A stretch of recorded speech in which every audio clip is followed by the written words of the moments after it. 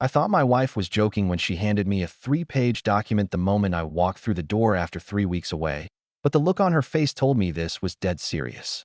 I'd been on a work trip, the longest we'd been apart since our wedding 2 years ago, and I was expecting maybe a hug, maybe some takeout on the couch, definitely not a full-blown ideological manifesto titled Restructuring Our Marriage, a Framework for Equality, in bold Times New Roman. She didn't even let me put my suitcase down before she started talking about patriarchal patterns and emotional labor distribution, words that sounded like they came straight from a college textbook, not from the woman who used to laugh at my dumb jokes and steal fries off my plate. Something had changed while I was gone, something big, and as I stood there in our hallway with my jacket still on, I realized the marriage I left 3 weeks ago might not be the one I just came back to. She told me to sit down at the kitchen table, her voice steady and rehearsed like she'd practiced this speech a dozen times in the mirror, and I noticed her laptop was already open with what looked like spreadsheets and color-coded charts. My wife had always been organized, sure, but this was different. This was systematic, clinical, like she was presenting a business proposal instead of talking to her husband. She explained that during my absence she'd attended a feminist workshop that one of her co-workers had recommended, some intensive weekend seminar that apparently completely rewired how she viewed our relationship.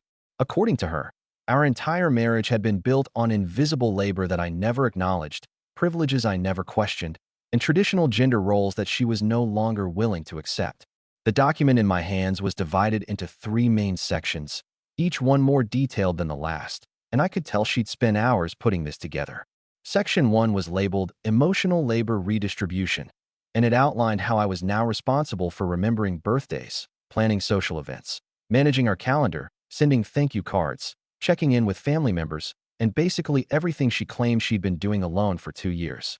Section 2 covered household management equity, with a point-based system for chores where everything from vacuuming to grocery shopping had an assigned value, and we were supposed to split these points 50-50 every single week.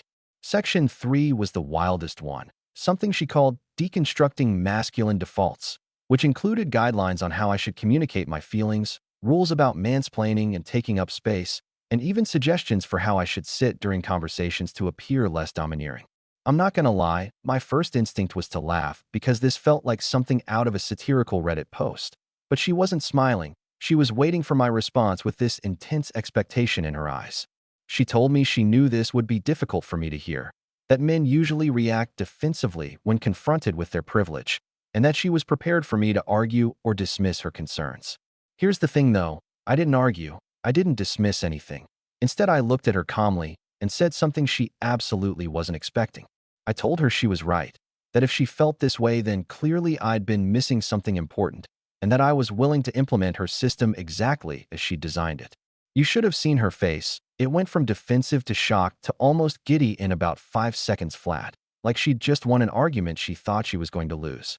She actually hugged me, told me she was proud of me for being open-minded, said this was going to make our marriage so much stronger and more equitable.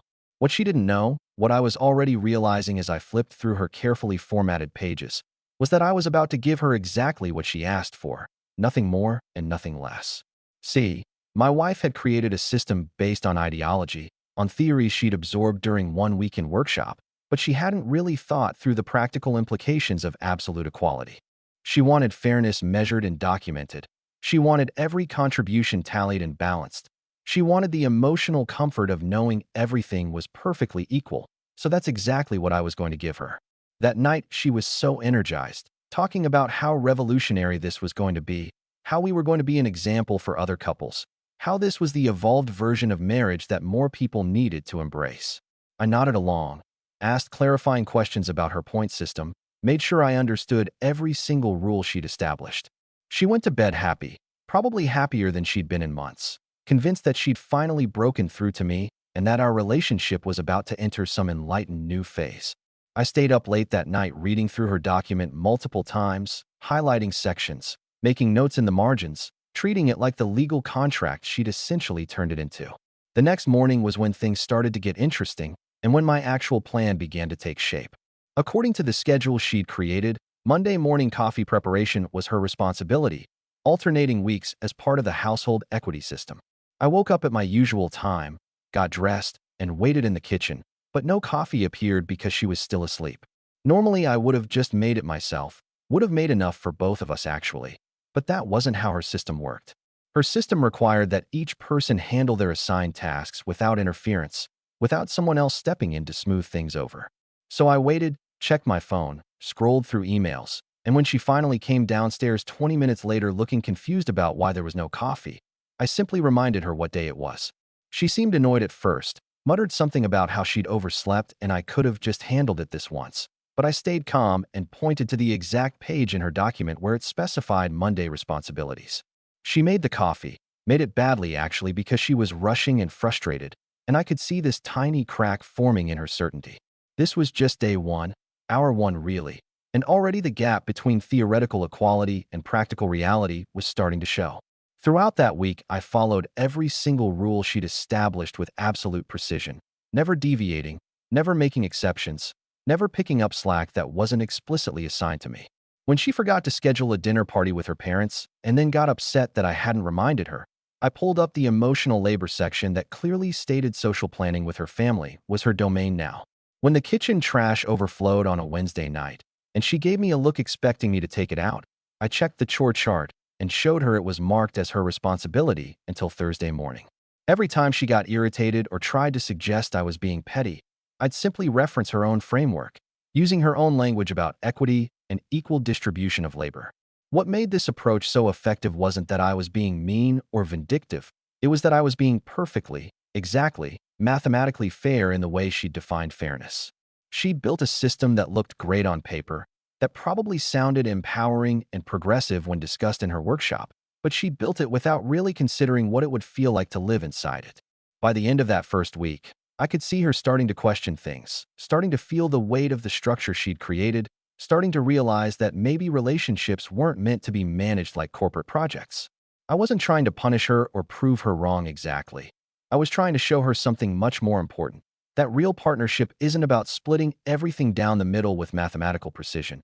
It's about two people working together with their different strengths and accepting that equality doesn't always mean identical. She wanted a system, so I gave her a system.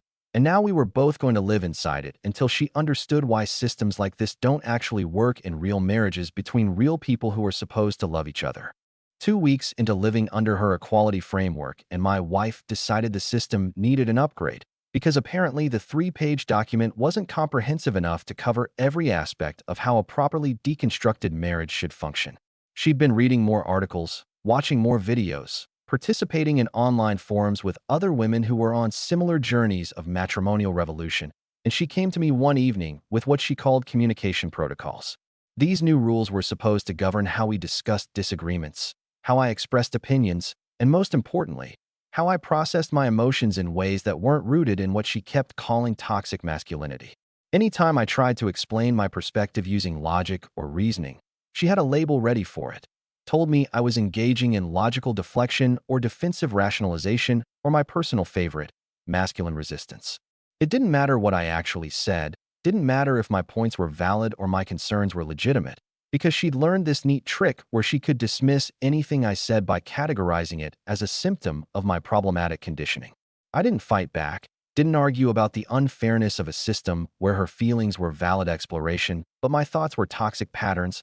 I just listened carefully and made mental notes of every single standard she was establishing. She was so focused on building her perfect ideological framework that she couldn't see what I was seeing, that every rule she created for me could be applied right back to her, that every standard she set was a standard she'd eventually have to meet herself. So I started building my own document, spent a few nights after she went to bed putting together what I called the reciprocal expectations framework, typed it up in the same format she'd used, even matched her font choices and header styles to show I was taking this just as seriously as she had. My framework had 3 sections too, because symmetry matters in equality, and the first one was about financial contributions and transparency. I created a shared spreadsheet where every dollar either of us earned or spent got logged with categories and justifications, because if we were going to measure and balance household labor points, we should probably also measure and balance economic contributions. She made more money than me. Not by a huge amount, but enough that it was noticeable, and under this system that meant she was contributing more financial labor that needed to be acknowledged and potentially offset by additional household labor on my part, or alternatively, I was contributing more household labor that should be valued at market rates and credited against the income disparity. Second section was about technical and mechanical responsibilities. All those tasks that traditionally fell to men not because of patriarchy, but because of skill sets and interest, things like changing oil, handling home repairs, managing our internet and technology setup, dealing with anything that required tools or technical knowledge.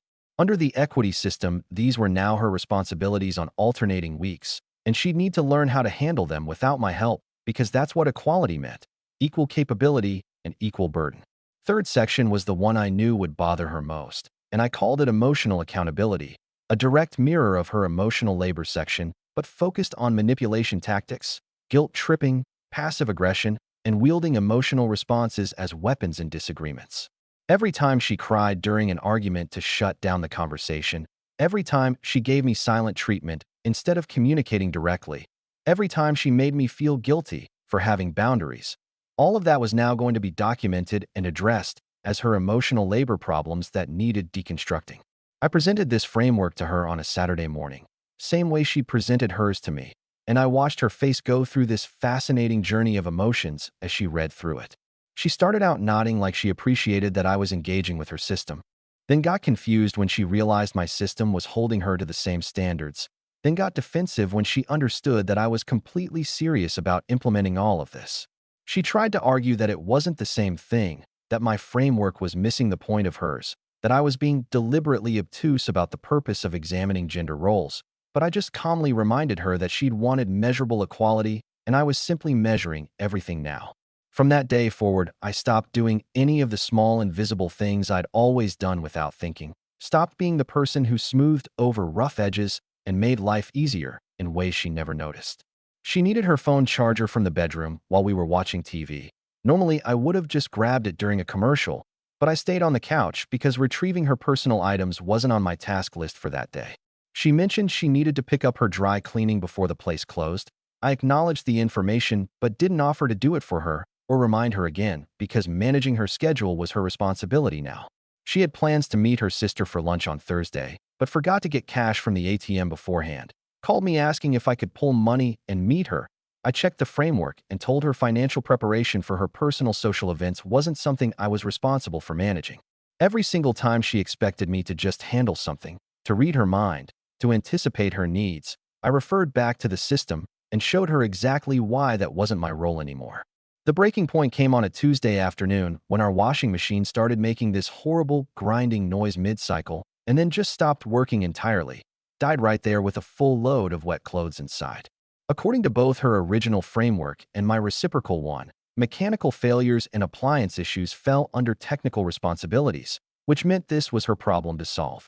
She called me at work expecting me to leave early and fix it, or at least deal with getting a repairman scheduled, and I could hear the panic in her voice because we had a mountain of laundry and no way to wash it. I reminded her gently that this was specifically listed under her task categories, that I had faith in her ability to handle it, that this was what equal partnership looked like. She ended up having to Google how washing machines work, watched YouTube videos trying to diagnose the problem, eventually gave up, and called a repair service that couldn't come out until the following week. That evening, I watched her load 4 huge bags of dirty laundry into her car to drive to the laundromat 6 blocks away, a place neither of us had been to since we moved into our apartment because we had our own machine. She was gone for almost 3 hours, came back exhausted and frustrated, told me the machines ate 2 of her quarters without running, that some guy had taken her clothes out of the dryer before they were finished, that the whole place smelled like mildew and broken dreams. She looked completely defeated sitting at our kitchen table with her bags of barely dry laundry, and I could see something shifting behind her eyes, some recognition that maybe the theoretical equality she'd read about in articles didn't account for the reality that people have different strengths and different tolerances for different types of problems. I didn't gloat, didn't say I told you so, just helped her fold the clothes because that wasn't technically violating any system rules, and because I'm not actually trying to watch my wife suffer. I'm trying to teach her something important.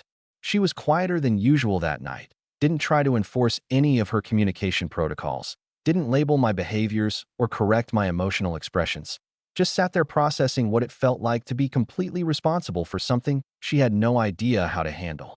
The washing machine situation wasn't even the biggest issue. It was just the most obvious example of a pattern that was playing out across every area of our lives now, where her ideology was crashing hard against practical reality and losing every single time. The morning after the laundromat disaster, I woke up to find my wife sitting at the kitchen table with both our frameworks printed out in front of her. All those pages of rules and categories and point systems that we'd been living under for the past month, and she had this look on her face that I hadn't seen since before any of this started.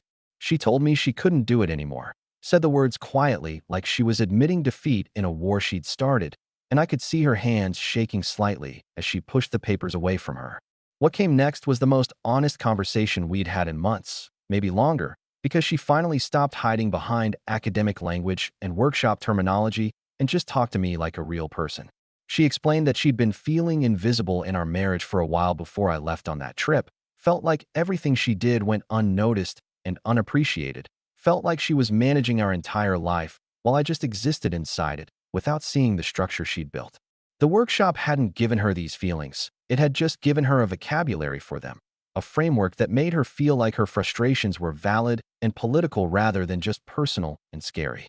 She thought if she could turn our relationship into a system with clear rules and measurements, then maybe she'd finally feel seen, finally have proof that her contributions mattered, finally get the recognition she'd been craving. But the system didn't make her feel seen. It made her feel even more alone because now we were just two people following instructions instead of two people loving each other. She started crying, not the manipulative crying from arguments, but real genuine tears, and she admitted that she'd become exactly what she accused me of being, authoritative and rigid and unable to see past her own perspective. She said the workshop had sold her this idea that relationships could be perfected through proper structure, that equality was something you could achieve through documentation and distribution. But living inside that ideology had sucked all the actual humanity out of our marriage. Every interaction had become a transaction. Every gesture had to be evaluated for fairness. Every moment of spontaneous kindness was now suspect because it might throw off the balance we were supposed to maintain.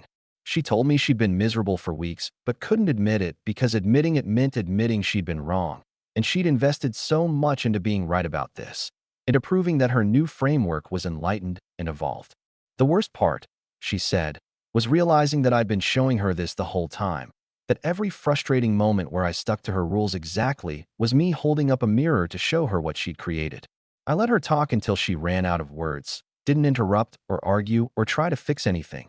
Just listen the way I should have been listening before she felt the need to build a whole ideological system around getting my attention. When she finished, I told her something I should have told her months ago, that I did notice everything she did, that I was grateful for it even when I didn't say so, that I'd taken for granted how much invisible work went into making our life comfortable. I also told her that her workshop had been half right, that emotional labor and household management were real things worth discussing, but the solution wasn't to turn our marriage into a corporate equity initiative with metrics and performance reviews. We sat there for a while just existing in the honesty of that moment. And then she did something that felt more significant than anything in the past month. She picked up all those framework documents, all those carefully formatted pages of rules and expectations, and she walked them over to the trash can and dropped them in. She didn't ask my permission, didn't check if I agreed, just made the decision that we were done living like that and acted on it. I got up and added my reciprocal framework to the trash too, and we both just stood there looking at weeks of ideology sitting in our garbage can where it belonged. She asked me what we were supposed to do now, how we were supposed to fix things without a system to follow, and I told her we'd figure it out the way normal people do, by talking when something bothers us and trusting each other enough to actually listen. She wanted to know how we'd make sure things stayed fair without measuring everything, and I explained that fairness in a marriage isn't about identical contributions. It's about both people feeling supported and valued for what they bring. She brings organization and social awareness and attention to detail. I bring technical skills and emotional stability and a different kind of problem solving, and neither of those things can be properly measured in points or percentages. Real partnership means accepting that sometimes one person carries more weight for a while, and sometimes the other person does, and it all balances out over time without needing spreadsheets to prove it. The next day, our washing machine repair guy finally showed up, some older dude who had the whole thing fixed in 20 minutes. And after he left, my wife asked if I wanted to help her figure out how the machine actually worked so she'd know for next time. We ended up spending an hour looking at the manual together, her asking questions, and me explaining what I knew. And it felt like the first genuinely cooperative thing we'd done in a month. It wasn't about her learning because the system said she had to. It was about both of us building shared knowledge because that's what teams do. That evening she made dinner without checking whose responsibility it was, and I cleaned up afterward without calculating if I'd earned enough points. And it felt shockingly normal in the best possible way. We've been rebuilding slowly since then, learning how to appreciate each other without needing external validation or ideological justification. She's gotten better at telling me directly when she feels unappreciated instead of letting it build into resentment. And I've gotten better at actually expressing gratitude for things I used to just assume were happening automatically. Neither of us wants to go back to the way things were before, but we definitely don't want the framework version either. We're trying to find something in between where we're both conscious of our partnership without being slaves to some artificial system. The workshop materials are still in her email somewhere, and sometimes she gets ads for similar programs. But she deletes them now without even reading them because she learned the hard way that other people's theories about relationships don't mean much when you're actually living inside one. We're not perfect, still figuring things out, still having disagreements about who does what and when. But at least now we're having them as partners instead of as opposing parties in some ideological experiment. And honestly, that's the only equality that ever really mattered. What do you think about this story? Let me know in the comments, drop a like, and don't forget to subscribe for more real-life stories.